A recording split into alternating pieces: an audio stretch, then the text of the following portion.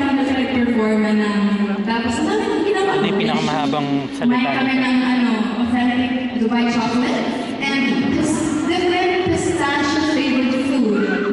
Tapos naka-restaurant kami ng Burj Khalifa and yung Dubai sinuot ang ng blooms. Grabe.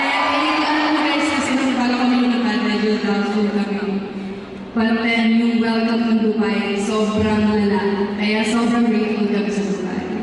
Pinakita nga, when you tell stories, it's full of enthusiasm. Parang, alam mo, ang tagal na nangyari, pero fresh na memory because this is one unforgettable moment for our girls. Now, from Dubai, punta naman tayo sa London. I know kanina, si Gwen ay nagbigay ng kanyang accent, di ba? Sheena,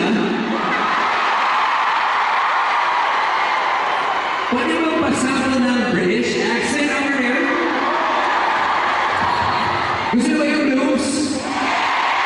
Habang isa na British accent. Okay. Liz! How are you?